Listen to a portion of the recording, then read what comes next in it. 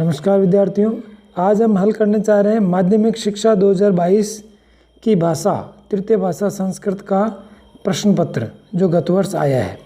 उसको पूरा शुरू से लेके अंत तक उसको हल करते हैं। आइए, तो इस प्रकार का आपका प्रश्न पत्र होगा। ये उसका मुख्य पृष्ठ है।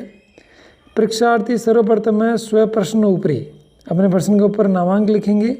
दूसरे का अर्थ है सर्वे प्रश्न अनिवार्य, सभी प्रश्न अनिवार्य है। और तीसरे का अर्थ है प्रत्येक प्रश्न उत्तर पुस्तिकायां में देयम, प्रत्येक प्रश्न का उत्तर उत्तर पुस्तिका में ही देना है। चौथे का अर्थ है प्रत्येकम प्रश्न भागस्य, प्रत्येक प्रश्न भाग का उत्तर कर्म अनुसार एकत्र एव, कर्म अनुसार और एक जगह ही देना है।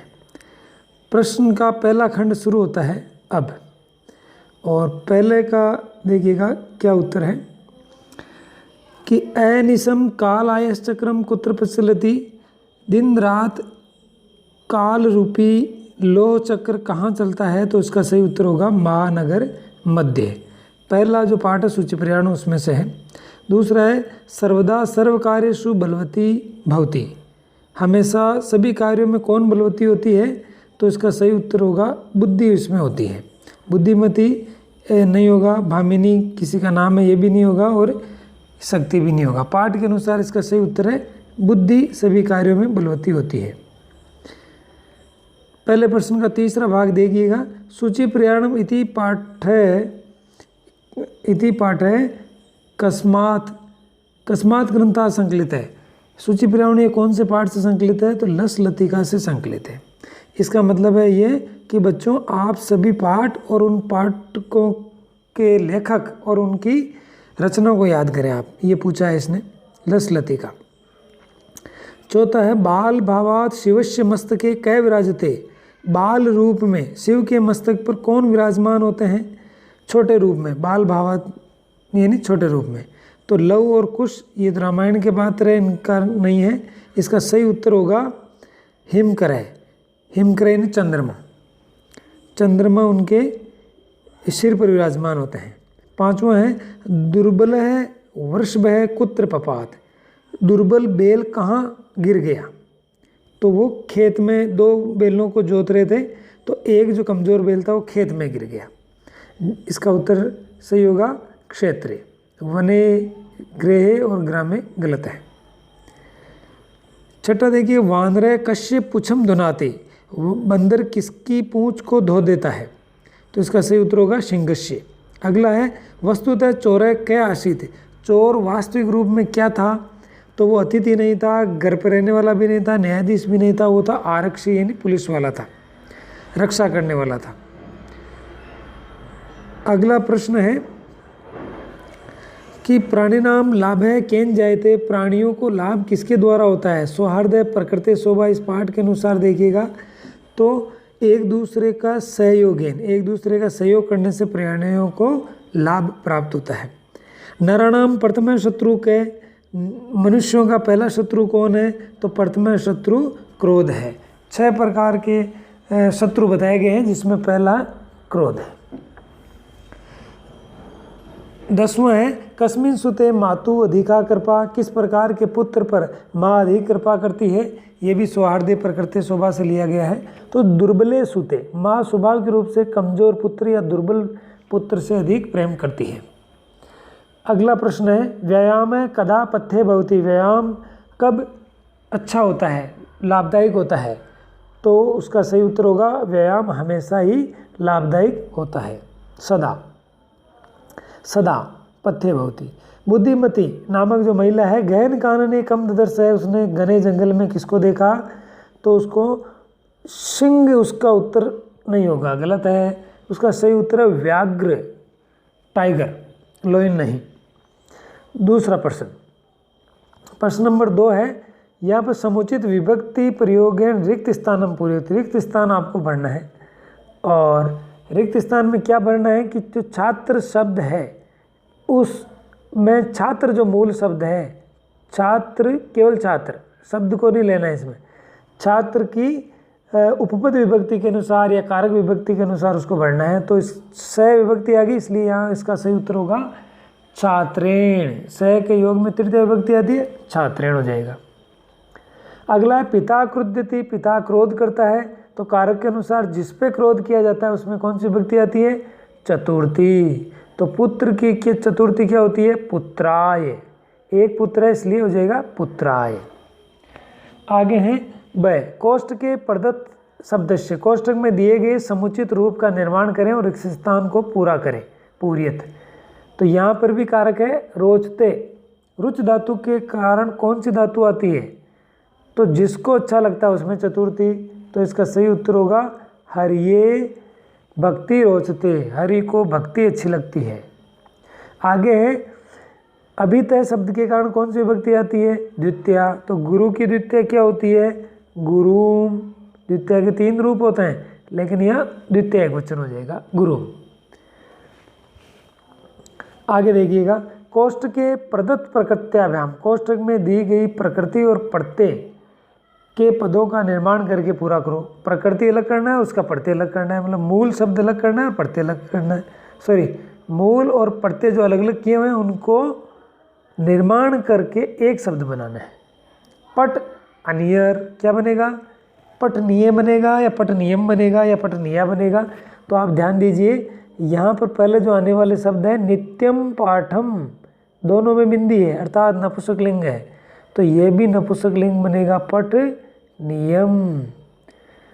इस जो आपको प्रश्न में जो कारक दिया, जो लिंग दिया हुआ उस लिंग के अनुसार प्रत्यय होगा। आगे देखो, बल और मतुप दिया हुआ है, तो यहाँ पर शक्ति सदा भवती, शक्ति हमेशा होती है, तो यहाँ क्या बनेगा? बल से पुल्लिंग में तो बनता है बलवान, स्त्रीलिंग में बनता है बलवती और नपुंसकलिंग में बनता है बलवत। तो सही क्या होगा? शक्ति के अनुसार स्त्रीलिंग आएगा, तो यहाँ पर हो जाएगा बलवती। बलवती इसका सही उत्तर होगा। अगला प्रश्न देखते हैं, प्रश्न नंबर 3 है और ये आएगा आपको अपठित पद्यांश है और 10 अंकों का है। इसको पूरे को पढ़ करके आपको उत्तर देना है और बच्चे इसको मुश्किल समझते हैं, जबकि संस्कृत हिंदी जैसी है। इसको आप 2 या 3 बार पढ़ें फिर इसका उत्तर दें। देखते हैं पहला प्रश्न क्या है। पहला प्रश्न है कि उपयुक्त गद्यांश से समुचित शीर्षकम लिखत, उपयुक्त गद्यांश का उचित शीर्षक लिखें। शीर्षक का मतलब होता है पाठ का नाम, वो 1 शब्द का भी हो सकता है और वो 2 शब्द का भी हो सकता है या 3 का भी हो सकता है, पूरी लाइन नहीं लिखनी है। तो स्त्रियों ही मातृशक्ति प्रतीक भूता, इसको पढ़ करके आपको सारांश में लिखना है और इसका सही उत्तर क्या हो सकता है? कोई एक इसका सही उत्तर नहीं हो सकता, अनेक हो सकते हैं क्योंकि ये शीर्षक है। तो यहाँ पर जो बोर्ड ने सही माना है, इसका सही उत्तर है स्त्री शिक्षाया महत्वम या स्त्री शिक्षाया आवश्यकता। दूसरा प्रश्न, मातृशक्ति प्रतीक भूता का भवंती, मातृशक्ति का प्रतीक भूत क्या है? तो मातृशक्ति का प्रतीक भूत स्त्रियां हैं। तीसरा, स्त्री नाम करते कस्या परमावश्यकता, स्त्रियों के लिए किसकी परमावश्यकता होती है? तो स्त्रियों के लिए ये लिखा हुआ है कि अतः स्त्री नाम करते शिक्षाया परमावश्यकता, शिक्षा की परमावश्यकता होती है। तो सही उत्तर होगा शिक्षाया, का को हटा देंगे, सॉरी कस्या को हटा देंगे और शिक्षाया लिखेंगे। आगे हैं देवता कुत्र रमन्ते, देवता कहाँ रमण करते हैं? तो इसका सही उत्तर होगा यत्र नार्यस्तु पूजन्ते तत्र देवता रमन्ते। तो ये आएगा ये अंतिम लाइन। आगे देखिएगा, स्त्री नाम करते शिक्षा या आवश्यकता, स्त्रियों के लिए शिक्षा की आवश्यकता है, ये उद्धरण चिन्ह से बंद है। आगे पूछा कि अतः वर्तते क्रिया कर्तृपदम, यहाँ पर क्रिया का कर्ता कौन है? कर्तृपदी कर्ता। तो देखो क्रिया क्या है पहले ढूंढो, तो क्रिया है वर्तते, धातु जो होती है उसको क्रिया कहते हैं। सामान्यतः वो शब्द वाक्य के अंत में होती है। अब वर्तते किसके अनुसार आया? वो इसका कर्ता है।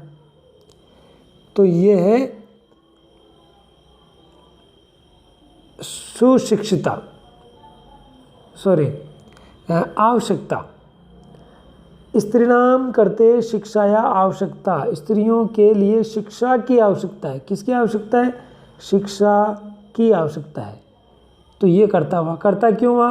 क्योंकि अगर आवश्यकता बहुवचन होता तो क्रिया भी बहुवचन की हो जाती, आवश्यकता द्विवचन का होता तो वर्तते भी द्विवचन का हो जाता।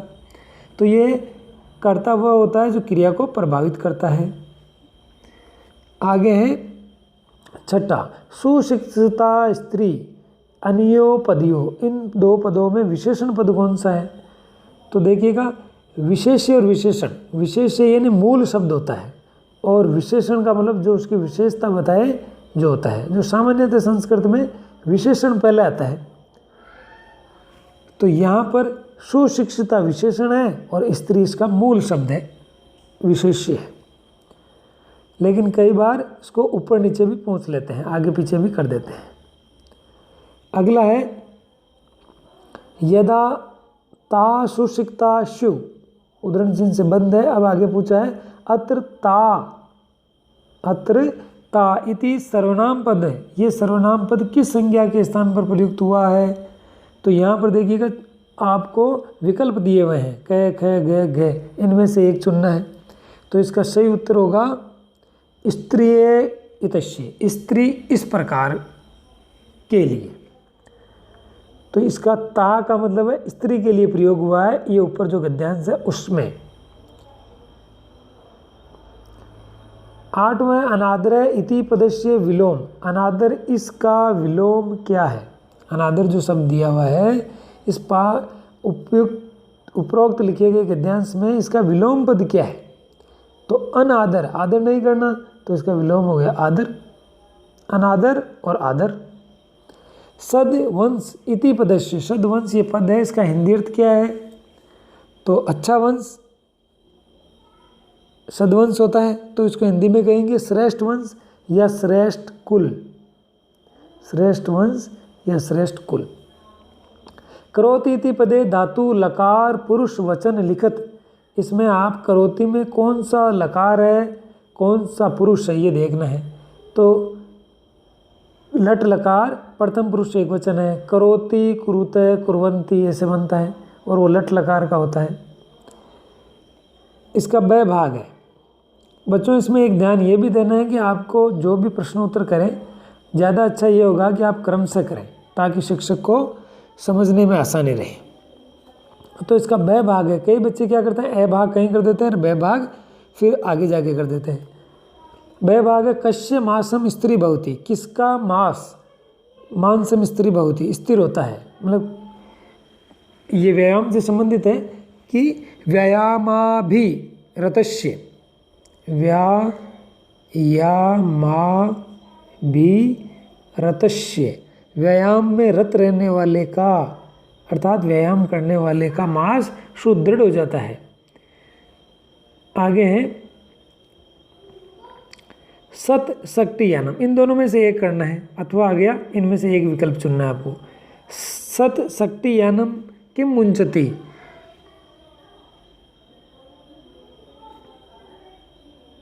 सत शक्ति यानम किम मुंचति, तो कज्जल मलिन धूमम मुंचति, कज्जल काजल के समान मलिन धूमम धुआं छोड़ती है। सैकड़ों गाड़ियां शहरों के अंदर क्या छोड़ती है, तो प्रदूषण छोड़ती है, ये आएगा। इसका भाग है शिशु लालनम पाठ है कस्मात ग्रंथात, शिशु लालनम पाठ कहाँ से लिया गया है ये बताइए। तो शिशु लालनम पाठ है कस्मात, इसकी जगह आएगा कुंदमाला तय, कुंदमाला से। देखो संस्कृत में अगर तय लगता है किसी शब्द के अंत में तो उसका अर्थ होता है शे, तशिल पढ़ते हैं। अगर ये नहीं करना चाहें तो आप विचित्र साक्षी पाठ अनुसार न्यायाधीश नाम किम, तो विचित्र साक्षी पाठ के अनुसार न्यायाधीश का नाम बताइए। तो न्यायाधीश यहाँ पर है बंकिम चंद्र चटर्जी, बंकिम चंद्र चटर्जी, ये इसका सही उत्तर होगा। आगे खंड ब, खंड ब अधोलिखित संधि विच्छेद करत्वा संदेह नामानि लिखित, इनका संधि विच्छेद करके इसका नाम लिखना है। अब कैसे लिखना है वो एक बार आप देख लीजिएगा कि यहाँ लिखा है संधि कृत्वा, पहले संधि करनी है और फिर संधि का नाम लिखना है। तो यहाँ पर होगा मनय धन हरय और संधि होगी उत्व। अगर आपको उसका उपनाम याद है तो उपनाम जरूर लिखे, नहीं तो मूल संधि है इसकी विसर्ग। अगर आप विसर्ग भी लिख देंगे तो भी सही है, अगर उपनाम बिल्कुल सही आता है तो ही लिखें। आगे वाक ईस, तो इसमें क्या होगा वाक, और ये जो ग तीसरा है उसका पहला हो गया वाक और फिर निकला ईस, और ये संधि हुई जशत्व और मुख्य संधि है व्यंजन। ये हुआ पहला प्रश्न, और दोनों क्या है एक एक नंबर के हैं। पांचों प्रश्न है अधोलिखित संधि कृत्वा, इन दोनों की संधि करके संधि का नाम लिखना है। तो यहाँ क्या होगी करके देखें, यह होगी नमस्ते, विसर्ग है तो इसका बन जाएगा श। श क्यों बनेगा, क्योंकि आगे तय वाली लाइन है, स्तु है, तो ये बनेगा श। और संधि कौन सी हुई, सत्व संधि। सत्व भाग है विसर्ग संधि का, मूल संधि है विसर्ग। आगे हरिम वंदे, इसमें संधि बताएं तो इस मैं के बाद में आगे व्यंजन होने की वजह से मैं अनुस्वार में बदल जाएगा और ये बन जाएगा हरिम वंदे। हरिम वंदे ये बन जाएगा। प्रश्न 6, अधोलिखित रेखांकित पद का विग्रह करके आपको समास का नाम लिखना है। तो यहाँ पर जो अंडरलाइन है, रेखांकित है प्रतिदिनम, उसका समास करके समास लिखना है। तो इसका समास होगा दिनम दिनम प्रति, ये विप्सा हो गया अव्यय। विप्सा यानी किसी शब्द का दो बार दोहरान होना। और कौन सा समास हुआ, ये विप्सा से बनता है अव्ययी भाव समास।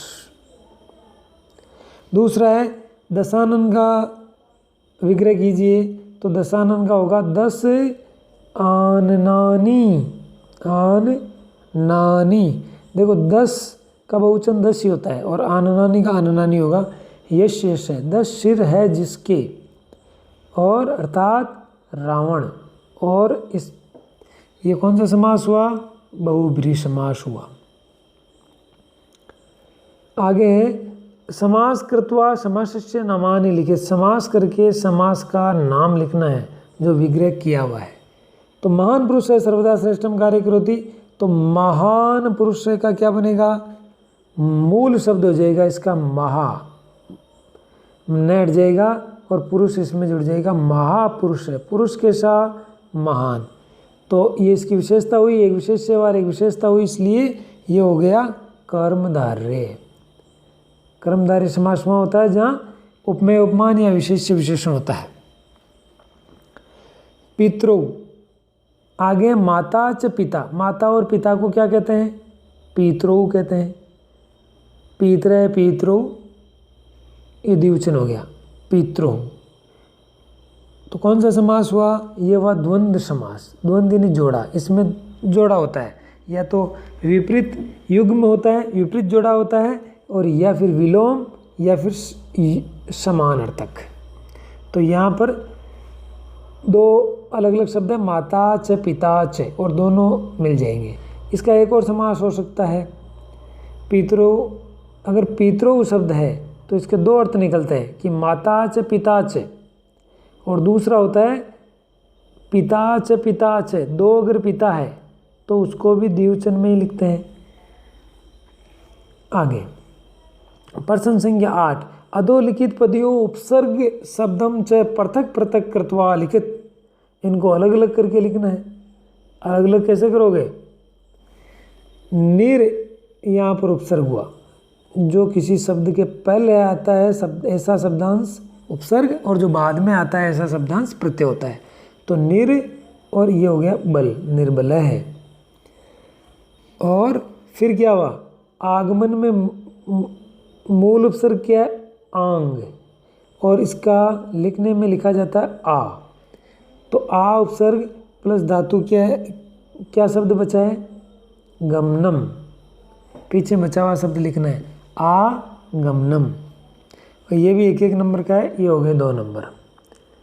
आपके 9वां प्रश्न आता है अव्यय से संबंधित, और अव्यय पदे रिक्त स्थान ही इन ब्रैकेट में दिए गए, कोष्टक में दिए गए अवयव में से एक अव्यय चुनना है। और वो चुनोगे कैसे, उसका तरीका है कि आपको अभ्यास होना चाहिए।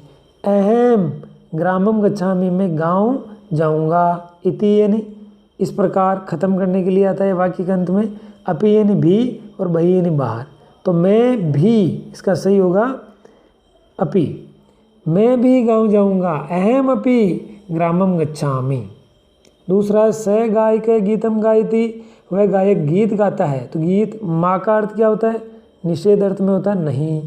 उच्चई, वह गायक ऊंची आवाज़ में गाता है, तो ये भी हो सकता है। और पूरा हो सकता है क्या, एक बार सोच के देखें। स गायक, वह गायक पहले प्राचीन समय गीत गाता है, नहीं, गाता था अगर होता तो पूरा आ जाता।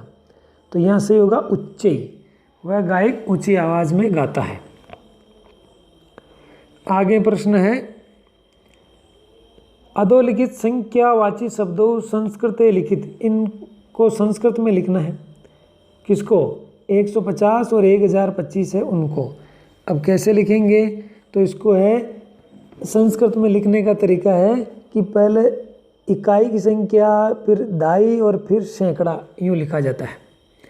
तो पहले इकाई की इकाई है तो केवल इकाई को नहीं लिखेंगे, दाई को लिखेंगे पहले। तो पहले है 50, 50 की संस्कृत होती है 50, 50 अलग हो गए, और ये किससे अधिक है, 50 अधिक 100, 100 से अधिक है। तो ये हो गया 50 अधिक 100। 1000 को कितने लिखेंगे, तो 1000 से कितने अधिक है, 25। तो फिर पहले लिखेंगे 25 की, 25 की संस्कृत होती है पंचविंशति। अब कितने अधिक, किससे अधिक है, 1000 से अधिक, 1000 को कहते हैं 1 सहस्त्रम, ये होगा। इसके अलावा पंचविंशति अधिकेक्षत्रम, मतलब इसको संधि बना करके भी लिख सकते हैं। 11वां है कि रेखांकित पद को आधार बना करके प्रश्न निर्माण करें।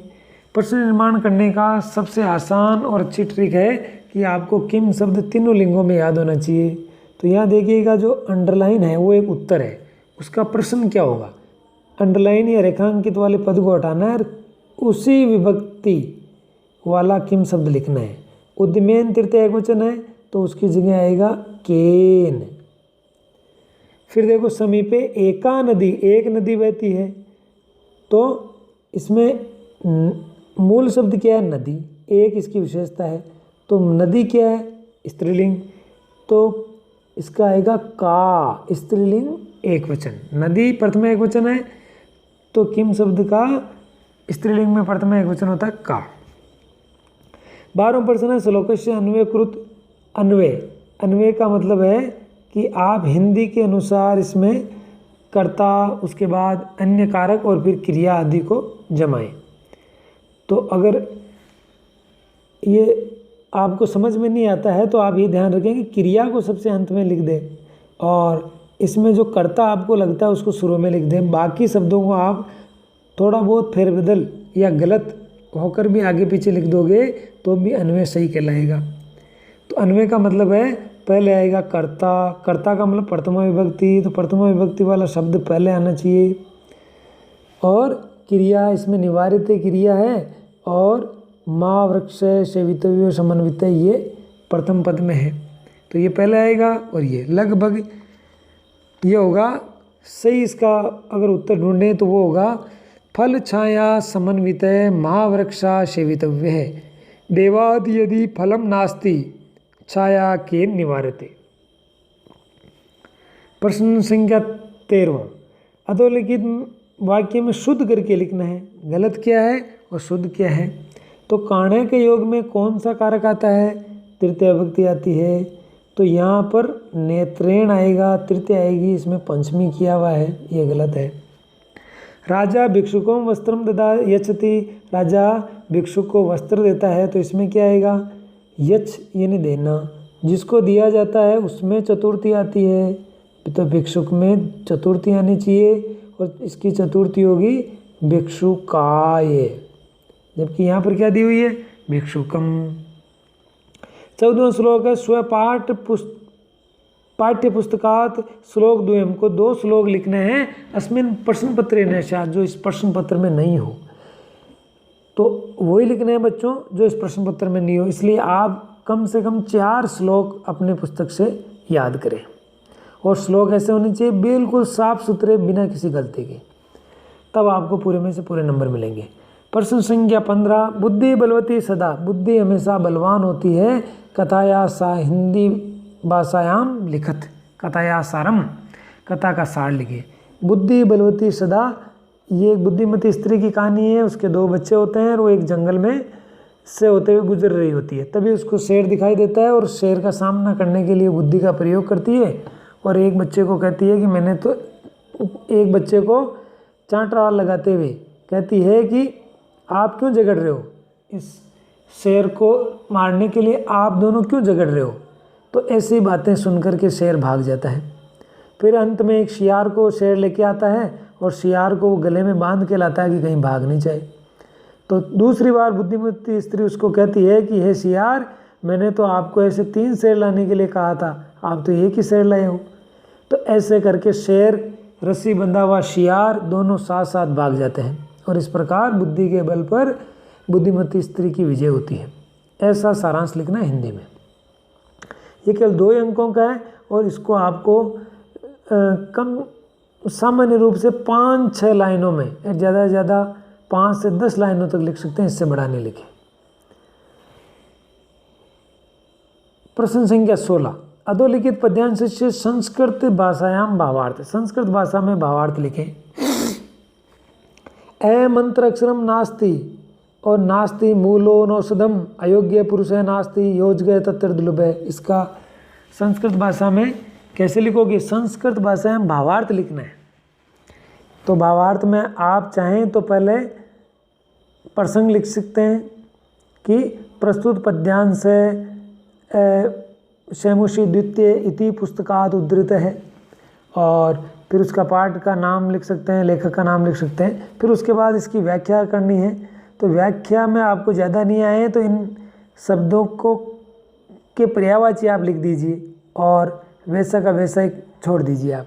जैसे ए मंत्र अक्षरम, तो ए मंत्र यानी बिना मंत्र, तो बिना मंत्र अक्षरम या शब्दम नास्ति, ऐसे लिख सकते हो। फिर नास्ति की जगह न अस्ति, ऐसे करके मूलम, और मूल यानी मूल वृक्षम कर दीजिए।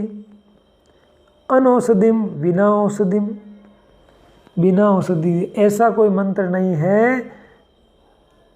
ए मंत्रम ए अक्षरम, ऐसा कोई अक्षर नहीं है जो, सॉरी, ए मंत्रम मंत्र नहीं है, कोई भी ऐसा अक्षर जो मंत्र का काम नहीं करता हो, ऐसा कोई अक्षर नहीं, अर्थात सभी अक्षर सभी मंत्र है।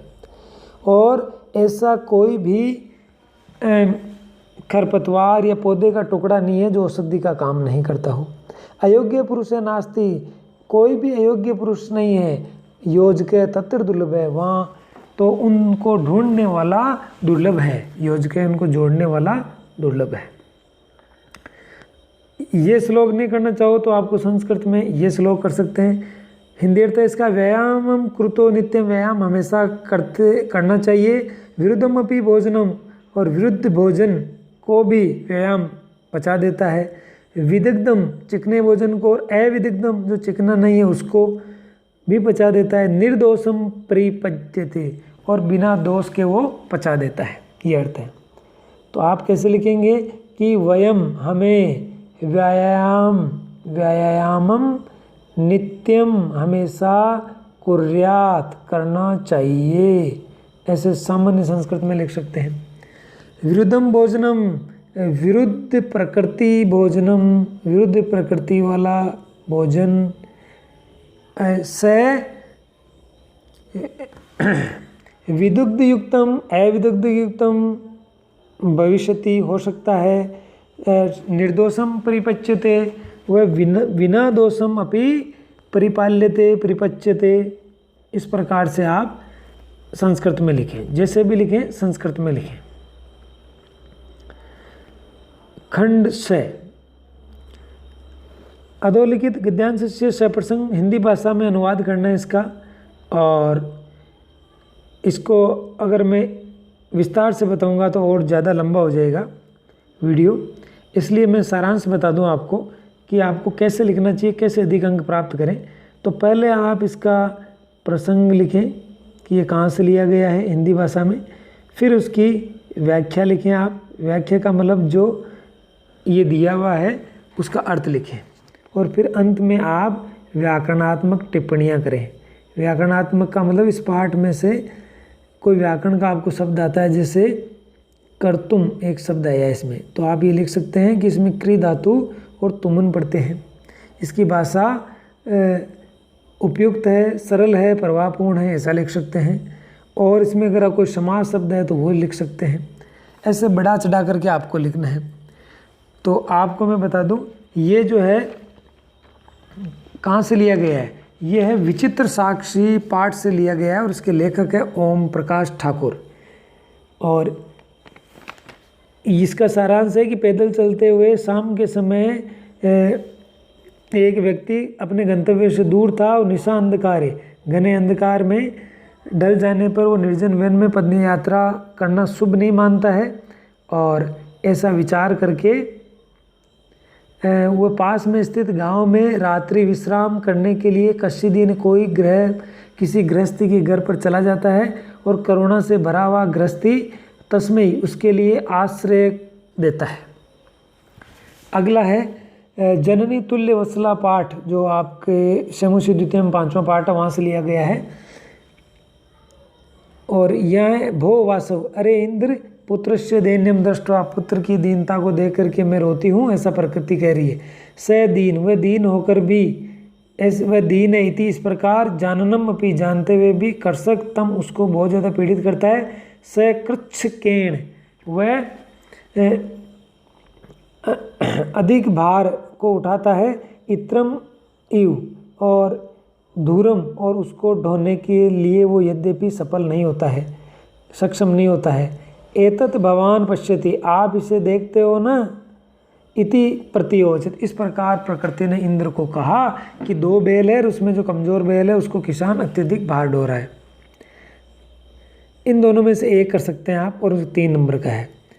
प्रश्न संख्या 18वां है, और वो है हिंदी भाषा में अनुवाद करना है।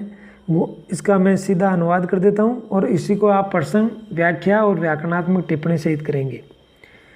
गुणी गुणम वेति न वेति निर्गुण है, गुणवान व्यक्ति गुणवान गुण को जानता है, वेति नहीं जानता है। और न वेति निर्गुणम, निर्गुण को नहीं जानता है। बलशाली व्यक्ति बल को जानता है, बल के महत्व को जानता है। न वेति निर्बलम, निर्बल को नहीं जानता है। पिका यानी कोयल, मधुर आवाज़ वाली। वसंतस्य, वसंत के गुण को जानती है। वाय से, न वाय से, कर्कश आवाज़ वाला कौवा नहीं जानता है। करीच सिंहस्य बलम न मुस्कम, हाथी और शेर दोनों ताकतवर हैं, ये दोनों बल को जानते हैं, मूषक बल को नहीं जानता है। और ये प्रश्न जो है वो कहाँ से लिया गया, सुभाषितानी से लिया गया है, पाठ 6। और जो इसके नीचे है वो है हरित तरुणाम ललिता नाम, ये है शुचि पर्यावरणम प्रथम पाठ, वहाँ से लिया गया है। ये देखिएगा इसका अर्थ क्या है। इसका अर्थ है हरित तरुणाम, हरे तरुण वाली, ललित लताएं, कोमल लताएं रूपी माला रमणीय है। पेड़ों की जो माला बनी हुई है वो बड़ी ही रमणीय है, ऐसा कहना चाह रहा है। और कुसुमावली समर चालिता श्यात में वर्णिया, मैं यानी मेरे लिए या मुझे वर्ण करने योग्य है कि कुसुम अवली, कुसुम यानी फूल, अवली यानी पंक्ति, फूलों की पंक्ति जो कि समीर यानी हवा से चल रही है, फूलों की पंक्तियाँ ऐसे हिल रही है, ऐसी मैं मेरे लिए वर्ण करने योग्य है। नवमालिका यानी एक बेल है। तो जो बेल है वो रसालम यानी आम के वृक्ष पर मिल गई है, ये रुचिरम संगमनम, ये रुचिकर है। यहाँ रसालम ये पुरुष का द्योतक है और नवमालिका स्त्री का द्योतक है, तो ये प्रेम का प्रतीक यहाँ बताया गया है। सूची पर्यावरण, इसलिए पर्यावरण की शरण में जाना चाहिए। प्रश्न संख्या 19 नाटक है और ये नाटक लिया गया दीननांग जो कवि है उन्होंने कुंदमाला पुस्तक से शिशु लालनम पाठ है वहाँ से लिया गया है। और इसको भी आप कैसे करोगे, वही हिंदी अनुवाद है तो पहले प्रसंग, व्याख्या और व्याकरणात्मक टिप्पणी करोगे। इस प्रकार वीडियो थोड़ा लंबा हो जाएगा, इसलिए मैं सारांश में कहना चाहता हूँ कि आप इसका अर्थ इसके अनुसार इसको बार बार पढ़ करके देखें और इसका अर्थ लिखें। और अगला जो है अरे वानर है तुष्णिम भवय, ये लिया गया है सौहार्दय प्रकृति शोभा, इस पाठ में से लिया गया है। और यहाँ पर जानवरों के बीच में राजा बनने की होड़ है। 20वां प्रश्न आता है, इसको आपको क्रम से लिखना होता है और क्रम में इसका सही क्रम जो होगा वो एक अव्यवस्थित कहानी है जिसको व्यवस्थित रूप में लिखना है। पहले नंबर पे आएगा एकस्मिन पहला, दूसरे नंबर पे आएगा एकदा और तीसरे नंबर पे आएगा स संपूर्णम प्रयासम अकरोत, उसने संपूर्ण प्रयास किया लेकिन वो मुक्त नहीं हुआ, तीसरा। और चौथे नंबर पे आएगा तदा तस्य जालात मुक्त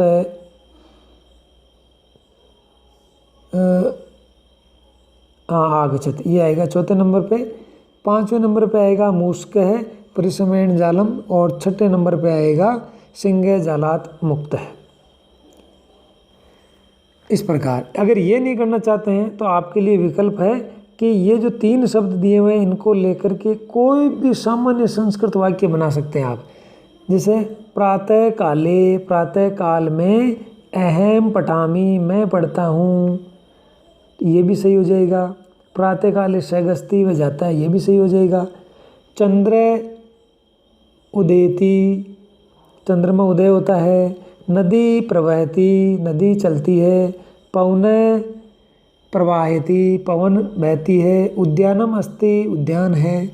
कोई भी एक वाक्य बना सकते हैं और आप अंक प्राप्त कर सकते हैं। खंड द है इसका। प्रश्न संख्या 21 है कि आपको चंद्रपुर 10वीं कक्षायाम छात्रा रेवती है, आप कक्षा 10 की छात्रा रेवती है और आपको रुग्ण अवस्था के कारण 2 दिन का अवकाश लिखना है। या तो आप ये कर लीजिएगा और या फिर आप भगवान योगेंद्र, आप योगेंद्र है और ग्रीष्म अवकाश में भ्रमण के लिए आप पत्र लिखिएगा जो कि नीचे दिया हुआ है, उसकी रिक्त स्थान आपको भरना है। ज़्यादातर बच्चों के लिए रिक्त स्थान भरना उपयुक्त रहता है जो कि इस प्रकार से इसका है। इसको भरने का भी कोई निश्चित तरीका नहीं है, आपको इसको बार बार पढ़ना है, ये हिंदी जैसा ही है और इसको बार बार पढ़ने पे आप अनुमान लगा सकते हैं कौन सा शब्द कहाँ आएगा। अगला प्रश्न है 22वां और मंजूषा में उपयुक्त पद है, उन उपयुक्त पदों को भरना है। किसमें क्या आएगा ये मैंने भर दिया पहले से। योम के से तुम किम करोसी, योम के तुम क्या करते हो। अहम मम विद्यालय में गृह कार्य में, विद्यालय का गृह कार्य करता हूँ। इस प्रकार से ये पूरा पाठ आ गया है। इसके अलावा अगर आप करना चाहें तो ये वृक्षा, वहती, हरिणा, पिबंती, तड़ागे, कमलानी आदि ये शब्द दिए हुए हैं, इनसे 8 वाक्यों का निर्माण करना है।